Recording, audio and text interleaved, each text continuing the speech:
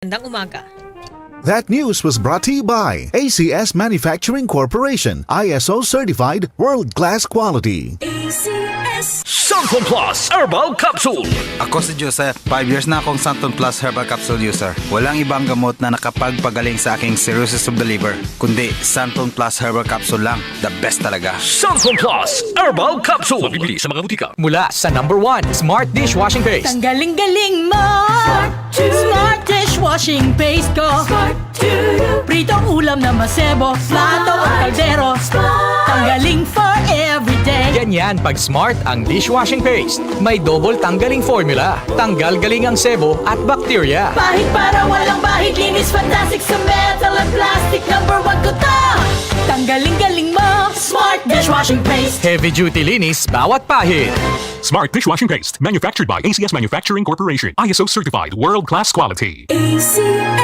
Hi, I'm Dulce, your Asia's power singing diva. From my Dulce Amor days to where I am now mentoring aspiring singers, I feel proud bringing honor to our country. At my age, I make sure I live fit and healthy with proper diet, exercise, and MX3 every day. MX3 is one of my instruments to complete the powerful rhythm and harmony of my musicality. Mahalagang paalala, ang MX3 capsule ay hindi gamot at hindi dapat gamiting panggamot sa anumang uri ng sakit. MX3.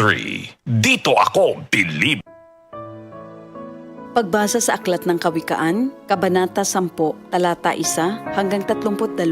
Ang mga kawikaan ni Solomon. Ang matalinong anak ay ligaya ng magulang, ngunit tinik sa dibdib ang anak na mangmang. Ang yamang buhat sa masama ay di papakinabangan, ngunit ang katuwiran ay maglalayo sa kamatayan. Ang matuwid ay binibigyan ni Yahweh ng kasiyahan, ngunit ang masamay kanyang ginugutom naman. Ang kamay na tamad ay tiyak na magdarahop, ngunit magbubunto ng yaman. Ang kamay na masinop. Ang nag-iimba kong tagaraw ay nagpapakilala ng katalinuhan, ngunit ang natutulog kong anihan ay nag-iipon ng kahihiyan. Ang matuwid ay mag-aani ng pagpapalat kabutihan, ngunit ang bibig ng masama ay nagtatakip ng karahasan. Ang alaala ng matuwid mananatili kailanman, ngunit pangalan ng masamay tiyak na mapaparam. Magandang payo ay tinatanggap ng pusong may pangunawa, ngunit kapahamakan ang wakas ng mangmang na masalita. Ang namumuhay ng tapat ay pinaghaharian ng kapayapaan, ngunit ang may likong landas ay malalantad balang araw. Ang malilikot na mata ay lagi sa kaguluhan, at ang bibig na maluwang hahantong sa kapahamakan. Ang bibig ng matuwid ay bukal ng buhay, ngunit labi ng masama ay nagtatakip ng karahasan. Sa hari-saring kaguluhan ang bunga ng kapuotan, ngunit ang pag-ibig ay pumapawi sa lahat ng kasalanan. Sa labi ng may unawa matatagpuan ang karunungan, ngunit sa likod ng isang mangmang, pamalo ang kailangan. Ang taong matalino'y nag-iimpok ng karunungan, ngunit ang salita ng mangmang ay nagdadala ng kapahamakan. Ang kayamanan ng mayamay matibay niyang tanggulan, ngunit ang kahirapan ng yagit ay kanyang kapahamakan. Ang kinikita ng matuwid ay nagbibigay buhay, ngunit ang sama-sama winawalda sa kasamaan. Ang nakikinig sa payo ay nasa daan ng buhay, ngunit ang ayaw sumunod ay tungo sa pagkaligaw. Ang nagtatanim ng puot ay puno ng kasinungalingan. Ang naninira sa kanyang kapwa ay isang taong mangmang. Ang taong masalita ay malapit sa pagkakasala, ngunit nagpipigil ng dila ay dunong ang pakilala. Ang dila ng matuwid ay tulad ng pilak na mahalaga, ngunit ang puso ng mangmang ay basura ang kagaya. Ang labi ng matuwid sa marami ay pakinabang, ngunit ang mangmang ay namamatay ng walang karunungan. Ang pagpapala ni Yahweh ay kayamanan na walang kasamang kabalisahan.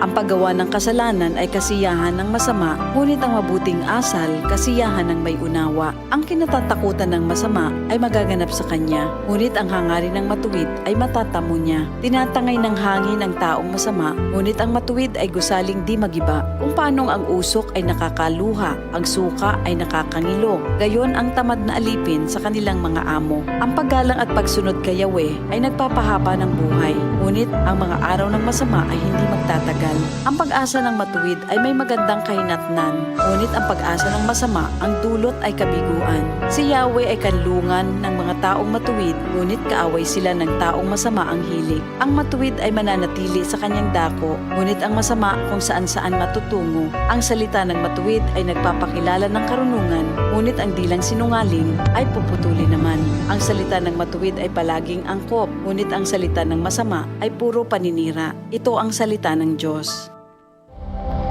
Ito ang DCXL News. 1558 kHz. 6 na dekadang maaasahan sa balita at serbisyo publiko.